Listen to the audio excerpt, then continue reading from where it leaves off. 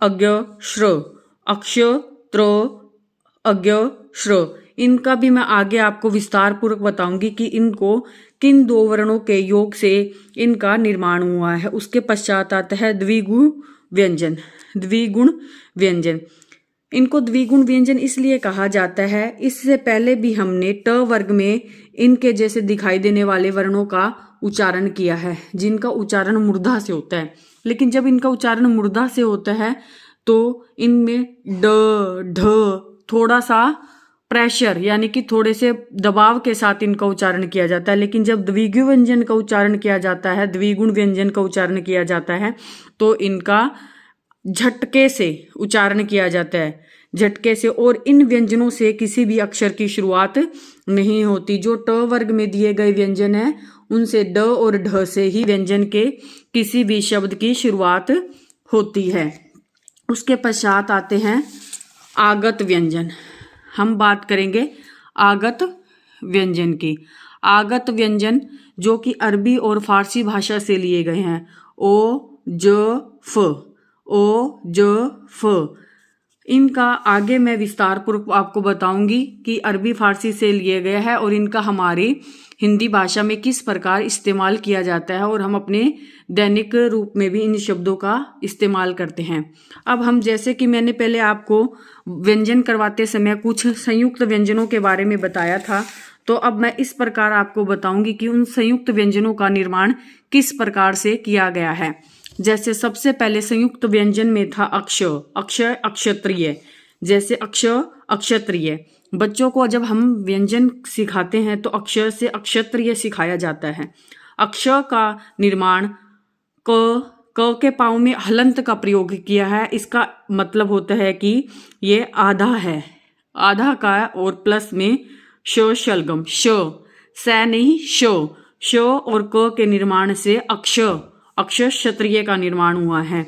उसके पश्चात आता है त्र, उसके पश्चात आता है त्र, जिसका निर्माण आधे तय के पाँव में हलंत लगाया गया है और उसके साथ र, त्र तो र त्र तो र त्र, इसका निर्माण किया गया है। उसके पश्चात अज्ञ, जय और इय, जय और इय के योग से अज्ञ का निर्माण हुआ है। हम बच्चों को कभी कभी सिखाने के लिए, कुछ चीज़ों को आसान बनाने के लिए बच्चों को ये सिखाया जाता है कि बेटा जैसे ज की शेप है उसको घुमा दिया जाता है तो अज्ञा बन जाता है। चीज़ों को सीखना आसान हो जाता है। छोटे बच्चों के लिए चीज़ें सीखनी उस प्रकार से आसान हो जाती है। लेकिन जब हम इसको संयुक्त होने का एक कारण जानते हैं, जब हमें पता चलता है कि इसका निर्माण जय और इह से मिलकर किया गया है जिससे ये अज्ञ बना है। उसके बाद आता है श्र मीन्स श्रमिक। बच्चों को जब हम व्यंजन करवाते हैं तो श्रमिक का उदाहरण सबसे ज्यादा प्रदान किया जाता है। तो इसका निर्माण श और र से मिलकर श्र हुआ है, श और र। और श के पाँव में हलंत का प्रयोग है जिससे पता चलता है कि आधा है और र पूर्ण है। इन दोनों के योग से श्र का निर्माण हुआ है।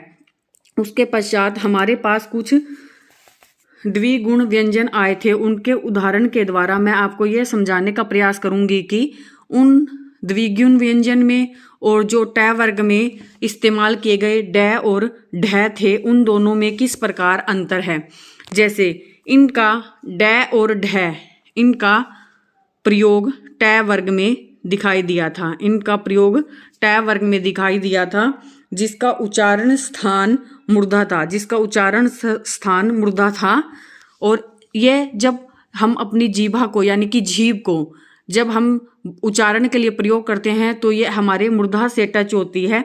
और हिंदी वर्णमाला में जब भी हम शब्दों का जोड़ बच्चों को सिखाते हैं तो इनसे शब्दों की शुरुआत हो सकती है। और उनको मैंने उदाहरण के साथ आपको दिखाने की कोशिश की है, उदाहरण के साथ दिखाने की कोशिश की है। जैसे ड से डमरू, ड से डायरी, ड से डबल और ढ से ढक्कन, ढ से ढक्कन। और जो कि ये अरबी द्विगुण व्यंजन हैं, इनका उच्चारण करते समय झटके के साथ इनका उच्चारण किया जाता है और इनसे किसी भी शब्द की शुरुआत नहीं होती। इनसे किसी भी शब्द की शुरुआत नहीं होती है। इनका या तो इस्तेमाल बीच में या अंतिम रूप में किया जाता है, जैसे पहाड़, पहाड़, क्योंकि इसका बोलते समय एक झटके के साथ बोला जाता है पहाड़। लड़ाई, पढ़ना, ककड़ी, अनपढ़, चढ़ना। इनमें आपने एक चीज देखी होगी कि यहाँ इसका अंतिम रूप से, बीच में, अंतिम रूप से, बीच में, अंतिम रूप से, अंतिम रूप से या बीच में इस्तेमाल हुआ। इनसे किसी भी शब्द की शुरुआत नहीं होती है। उसके पश्चात हमने व्यंजन करते समय देखा था कि कुछ व्यंजन हमारे आगत व्यंजन होते हैं, जिनका हमने अरबी और फारसी से लिया है और इनका हमारी हिंदी वर्णमाला में प्रयोग किया जाता है, जैसे ओ, फ, ज।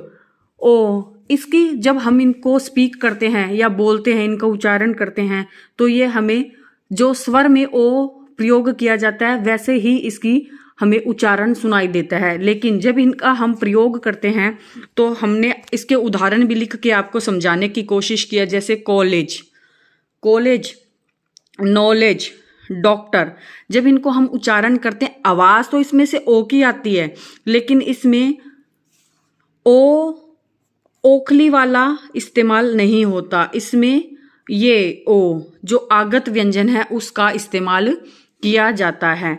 और उसी प्रकार से हमने फ और ज के भी उदाहरण दिखाए हैं, जमीन, कागज, फकीर, लिफाफा।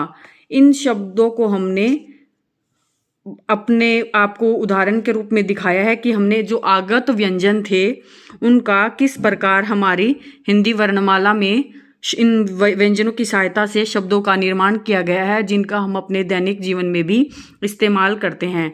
मैं अपनी वीडियो में कोशिश कर रही हूँ कि आपको हर छोटी से छोटी चीज़ को समझा सकूँ, और अगर आपको फिर भी ऐसा लगे कि कोई ऐसी चीज़ है जो और भी समझाने की ज़रूरत, तो आप मुझे प्लीज़ कमेंट करके ज़रूर बताएं, ताकि मैं उसको और अच्छे से एक्सप्लेन करूं, ताकि आपको हर एक पहलू या हर एक बात अच्छे से समझ में आए, आपका एक ही वीडियो में सारे डाउट क्लियर हो जाए। इससे रिलेटेड मैंने कुछ आगे भी, जिनको हम ऊष्म व्यंजन कहते हैं, उसका भी उदाहरण के द्वारा आपको दिखाने की कोशिश की गई है। जैसे कि आपको श, स और स, इनमें हमें हमेशा कन्फ्यूजन रहती है। बच्चों में भी ये देखा जाता है कि इनका उच्चारण कैसे किया जाता है। ये हमारे सामने एक ऐसा मुद्दा आया था कि इसका मैंने अपनी वीडियो में सॉल्यूशन करने की, यानी कि हल करने की कोशिश की गई है। ये श, इसका उच्चारण श शलगम। इसका जब हम उच्चारण करते हैं तो उच्चारण करते समय हमारी जीभ है जो तालू से टकराती है, और इससे रिलेटेड मैंने आपको शब्द भी दिखाने की कोशिश की गई है, जैसे शब्द, अशोक। जब हम इनका उच्चारण करते हैं तो हमें महसूस होता है कि हमारी जीभ का भाग, आगे का भाग तालू को स्पर्श कर रहा है। उसके पश्चात षट्कोण। जब बच्चों को सिखाया जाता है व्यंजन तो षट्कोण, षट्कोण हम मूर्धा को स्पर्श करता है, जैसे भाषा, षष्टि। मैं आपको उदाहरण के द्वारा समझाना चाह रही हूँ ताकि हर एक पहलू को आप अच्छे से समझ सके। आपको इस वीडियो को देखने के पश्चात किसी भी प्रकार की कोई भी वर्णमाला से संबंधित समस्या आपके सामने ना आए। स, जब आप स का उच्चारण करते हैं तो जीभ का आगे का भाग दंत को, यानी कि दांतों को स्पर्श करता है, जैसे समय, संदेश। जब हम इनसे रिलेटेड और भी बहुत सारे ऐसे शब्द हैं, लेकिन उससे क्या होता है, वीडियो और भी लंबी बन जाती। इसलिए मैं एक ही वीडियो में ज़्यादा से ज़्यादा चीज़ों को समझाने की कोशिश कर रही हूँ, ताकि आपको किसी भी प्रकार का कोई भी डाउट ना रहे। अगर फिर भी आपको लगता है कि किसी भी प्रकार की कोई ऐसी चीज़ है जो मैं आपको अच्छे से क्लियर नहीं कर पाई, तो आप मुझे कृपा करके कमेंट करें और ज़्यादा से ज़्यादा वीडियो को लाइक करें, ताकि मेरा हौसला बढ़े और मैं और अच्छे से अच्छे वीडियो बना के आपको नॉलेज को और साथ साथ में मेरी नॉलेज को भी बढ़ावा दे सकूं। अगर आपको मेरी वीडियो अच्छी लगती है तो प्लीज़ लाइक करें, कमेंट करें और ज़्यादा से ज़्यादा मुझे सपोर्ट करें। Thank you.